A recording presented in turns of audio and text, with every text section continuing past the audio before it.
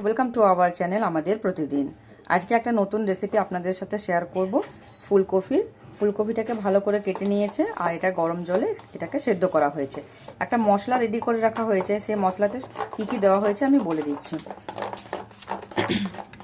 এই মশলার মধ্যে আছে জিরে, ধনে, মগজ, কাজু, কিশমিশ, একটুখানি দই দেওয়া আছে আর একটুখানি সব দেওয়া আছে। সেইটাকে ভালোভাবে এখন পিষে নিয়ে ওটার সাথে 2 চামচের মতো দইও অ্যাড করে দিয়েছে। ভালোভাবে এটাকে ফেটিয়ে নিতে হবে যেন দইয়ের লাম্পসগুলো না থাকে। এখন ওই সেদ্ধ করে রাখা ফুলকপিটাকে ভালোভাবে তেলের মধ্যে ভেজে নিতে হবে। একটা একটা করে সব ফুলকপিগুলো দিয়েছে, অনেকটা আছে তো সেই জন্য একবারে হবে না, দুবার করে দিয়ে এটাকে ভালো করে ভেজে নিতে হবে।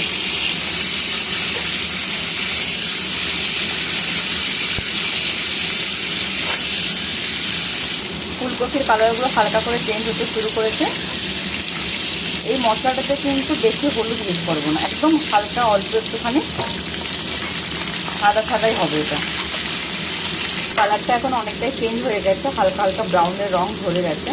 একটুখানি পরে এগুলোকে নামিয়ে নিয়ে বাকিগুলোকে ভেজে নিতে হবে সেমভাবে।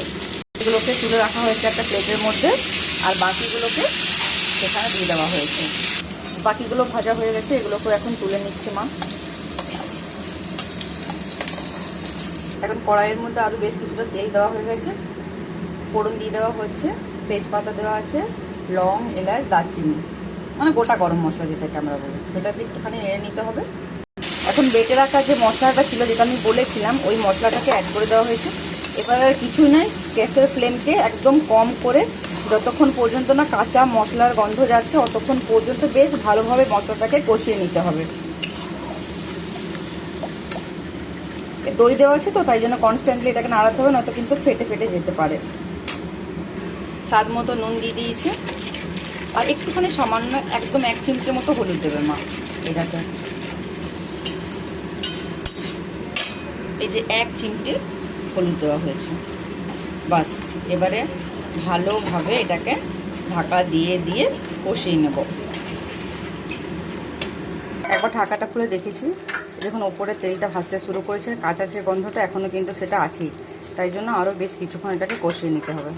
বেশ কিছুক্ষণ হয়ে গেছে মশলাটা কষানো, তেলও ছাড়তে শুরু করে দিয়েছে। আর একটুখানি এটাকে কষিয়ে নিয়ে ফুলকপিগুলো অ্যাড করে দিতে হবে। কালারটা কি সুন্দর এসেছে, আগে যেরকম ছিল সেখান থেকে একটুখানি চেঞ্জও হয়েছে।